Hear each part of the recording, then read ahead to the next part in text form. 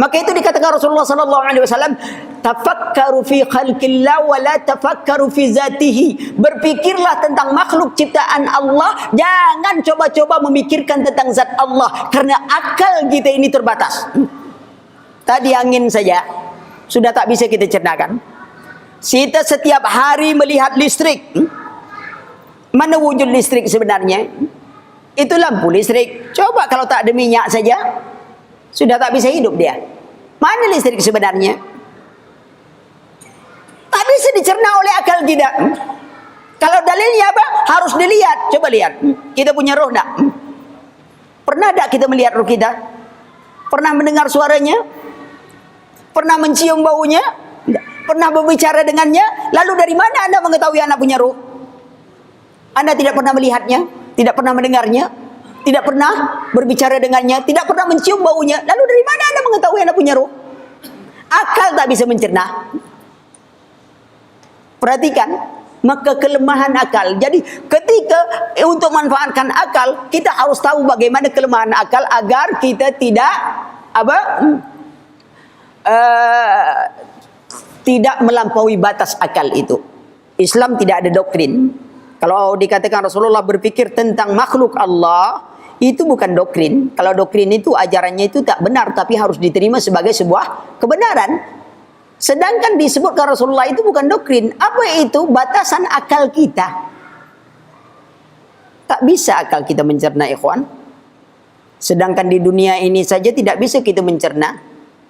Banyak perkara di dunia tidak bisa kita cerna. Dalam sebuah penelitian dikatakan bahwa telur ayam kalau mau menetas itu dalam cangkangnya itu anak ayam mau keluar itu ada semacam tanduk sehingga dia bisa memecahnya. Tapi begitu dilihat tak ada. Banyak penelitian tak bisa dipecahkan oleh orang. Akan tetapi dengan kita memahami syariat kedudukan kita, bahwa akal kita itu sangat terbatas. Allah berikan kita akal bukan untuk mengotak-ngatik syariat. Allah beri kita akal untuk menerima syariat, lalu berfikir bagaimana cara menjalankan syariat. Itu dia gunanya. Bukan ngotak-ngatik. Maka itu dunia pengetahuan dulu berkembang. Kenapa? Karena orang Islam menerima syariat, lalu mereka berfikir bagaimana memudahkan mereka mengamalkan syariat. Muncullah penemuan-penemuan. Hari ini apa? Akal digunakan orang untuk apa? Untuk mengotak-ngatik syariat. Sampai-sampai ada mengatakan ini. Ada yang mengatakan bahwasanya babi itu yang haram cuma dagingnya. Kenapa? Karena dalam Quran disebutkan huriman alaikumul maitatu walahmul khinzir. Daging babi. Tengok bahasa Al-Quran. Disebut satu sebenarnya untuk seluruhnya.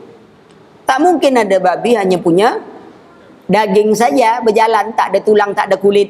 Tak mungkin. Karena sebut daging, di situ melekat tulangnya, di situ melekat kulitnya. Cukup disebut babi dagingnya saja, sudah mewakili seluruhnya. Tak perlu disebut satu-satu. Tulangnya, sumsumnya, semua ini banyak betul. Ya. Itu bukan kitab suci namanya. Ya. Lihat. Seperti Allah katakan wadrib lahum masalan ashabal qaryati isja'ahal mursalun. Beri mereka contoh sebuah negeri ketika Rasul datang kepada mereka, kepada penduduk negeri itu. Tak perlu Allah ceritakan dia datang rumah sebulan, datang rumah sebulan, datang rumah sebulan. Tak perlu. Berapa tebalnya itu Quran? Lihat, cukup disebutkan satu mewakili seluruhnya. Lihat, ini perlu dipahami, keterbatasan akal. Akal kita sangat terbatas. Maka itu syariat kita membatasi. Karena akal yang diberikan Allah untuk menerima syariat. Naik haji wajib bagi yang mampu. Terima kita. Lalu kita dengan akal yang diberikan Allah juga kita mencari jalan bagaimana mudah naik haji. Kita cari dana besar-besar. Bisa naik dengan pesawat. Kita tak perlu mencari guru yang bisa sholat 2 tempat. Tak perlu. Sebab kalau saya punya ilmu macam itu, saya buka travel, Pak. Saya pegang aja semuanya, langsung sampai ke Mekah. Iya, musim haji. Begitu mau pulang, pegang lagi, sampai lagi pulang ke Bali. Bayaran murah. Tapi tak ada orang punya ilmu macam itu. Kan enak kita pakai travel macam itu. Tak pakai paspor, tak pakai ini. Ya. Sudah selesai ta'i tawaf semuanya pegang lagi. Sebab dia bisa sholat 2 tempat. Kan mudah aja. Tapi itu kan cerita. Dari mana sholat 2 tempat? Orang kita sholat Jumat sini, sana baru jam 8. Sholat apa di sana? Orang beda 4 jam. Kalau beda dengan sini berapa jam? 6 jam. 5 jam. Sholat apa namanya? Maka itu khayal. Ya. Perhatikan.